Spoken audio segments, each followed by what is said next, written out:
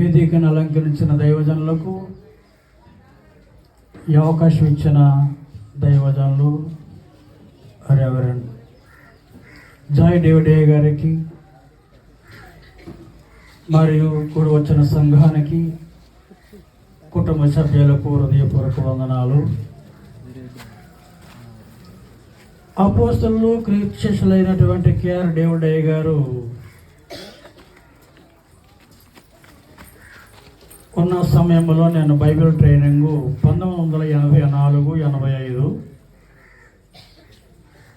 1984-85 ఆ టైంలో ఆనాల వెంకటప్పారావు రోడ్డు, రాజమండ్రి ప్రవసన దేవుని సంఘం అక్కడ బిషప్ గారు ఉండేది.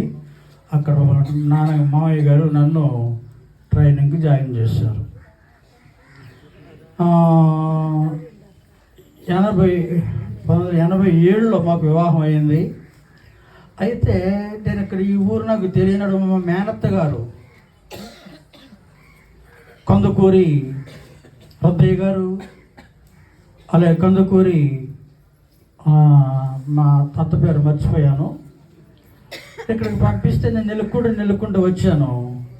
నెలకొండ వచ్చిన తర్వాత ఇలా నాకు తెలియదు, ఆయన నాకు తెలియదు, మావయ్య గారు ఇలాగ పలానా అనేటప్పటికీ అలాగా మా మేనత్ గారు మేనడు అని చెప్పి నన్ను తీసుకున్నాక ఆ రాత్రి ప్రార్థన ఉంది.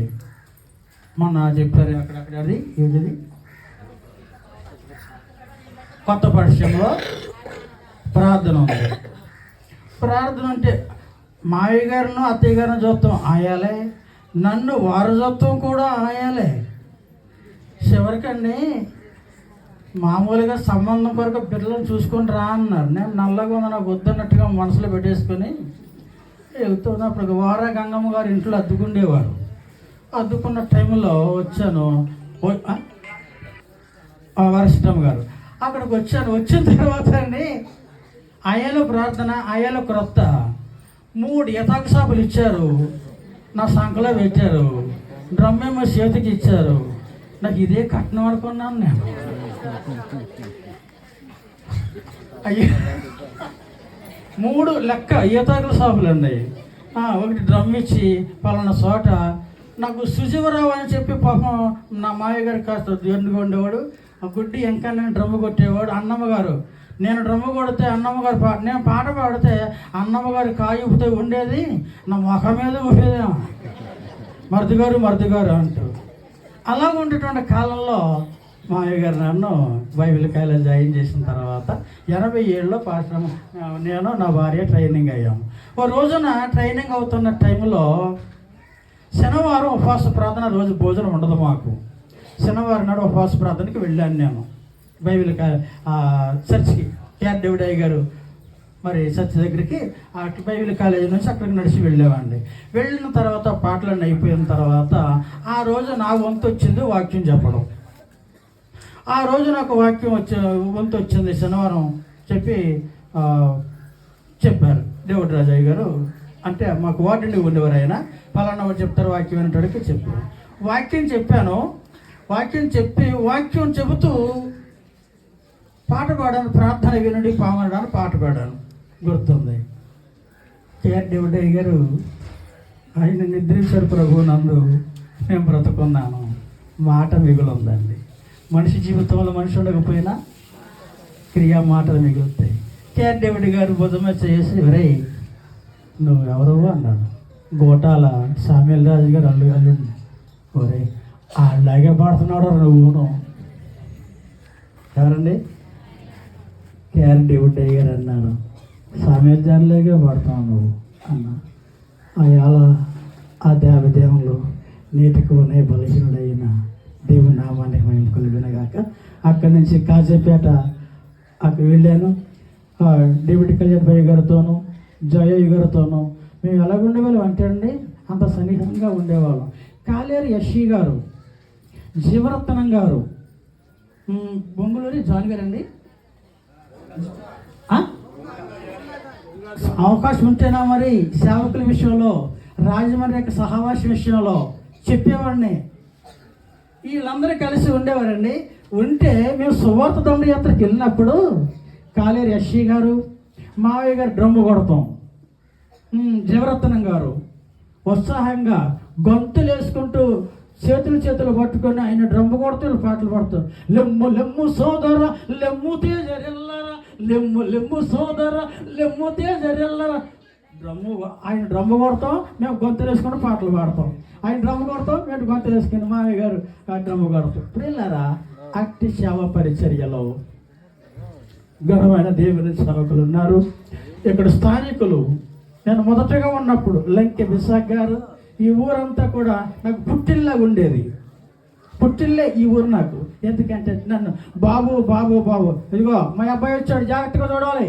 అయ్యగారు మా అబ్బాయి వచ్చాడు, దిగుమర్తి గంగరాజు గారు చనిపోయారు, మా అబ్బాయి వచ్చాడు, జాగ్రత్తగా ఉండాలి అని ఎంతగానో ఆదరించి అభిమానం పొందుకున్నాను. అన్నమ్మ గారు, వారు ఎస్తేర్ గారు, ఎస్తేర్ రాణి, సలోమి, ఇంకా మస్తాన్ గారు, వీళ్ళందరూ స్థానిక సంఘాలు. ఆయాల ఎంతగానో మన నాన్నగారు పేరు ఇస్సాక్ గారు, నాన్నగారు, వీళ్ళందరూ కూడా ఎంతగానో ప్రేమిస్తే నేను వచ్చానంటే ఇక్కడ పండగ, నా కొడుకు వచ్చాడని మావి గారిని ఎంతో కంగారు పెట్టేవారు. మా అత్తమ్మ గారు, మా అక్కయ్య గారు కూడా, ఎదుగో చలవని వచ్చాడు కదా, నువ్వు రోజులు పట్టరు అయ్యి పట్టరు, నేను తెమ్మనుకున్నాను తెచ్చి పెట్టేవారు. అంత ఆప్యాయత, అంత ప్రేమ పొందుకున్నాను దేవుని బిడ్డలారా. అప్పటి నుంచి మావయ్య గారు అక్కడ ట్రైనింగ్లో జాయిన్ చేసి నన్ను సేవలు పెట్టారు. దైవజనుల సమక్షంలో నేను సేవకు వచ్చాను. అక్కడ కొన్నాళ్ళు హాస్టల్ నడిపించినప్పుడు ఆ వాటిగా పనిచేశాను కనుక జయయ్య గారు, దేవుడి కళ్యాణ్పయ్య గారు, ఓ మాట చెప్పాలి. దేవుడి కళ్యాణ్పయ్య గారు నేను కలిసాన్ని డైనింగ్ టేబుల్ మీద కూర్చొని డైనింగ్ టేబుల్ ఉండి కళ్యాణ్పయ్య గారు ఏమో ఆ ప్రక్క నుంచి తింటే నేను ఈ ప్రక్క నుంచి తింటాను. ఇద్దరు ఎదురు వదురు ఒకే కంచంలో అన్నం తిన్నాం. అయ్యగారు, జయయ్య గారు ఒకే కంచంలో అటు నుంచి ఆయన తినుకుంటే ఇటు నుంచి నేను తినుకుంటే ఓసారి అయితే మరి ఆయనకి ఏమైంది, సల్మాన్ నువ్వు తింటున్నావు నేను తింటున్నాను కదా, ఇదిగో పట్టు అని నోట్లో ముద్దెట్టిన రోజులు కూడా ఉన్నాయి. ఆ సహవాసం అంతా గొప్పదండి, ఆ ప్రేమ అంతా గొప్పదండి. అందుచేత దేవుని బంధత్వం తొలగిపోదండి. జానయ్య మన మావయ్య గారు ప్రియులారా, కుటుంబ బంధాన్ని, సంఘ బంధాన్ని, ఆత్మీయ బంధాన్ని కలిగించి ఆ శరీర బంధం కావచ్చు కొంచెం ఆయన వెళ్ళిపోయారు. అందుకంటున్నారు పరలోక సంబంధినే పాప విముక్తుడనే,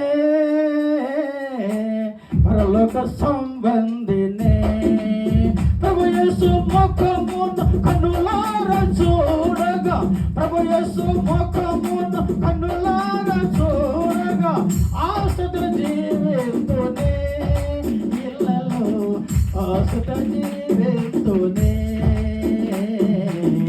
ఆశతో జీవితునే పరలోక సంబంధినే నేను పాప విముక్తుడనే. దరదారిద్యము నాకుండినా, ధన బలగలములు లేకుండినా,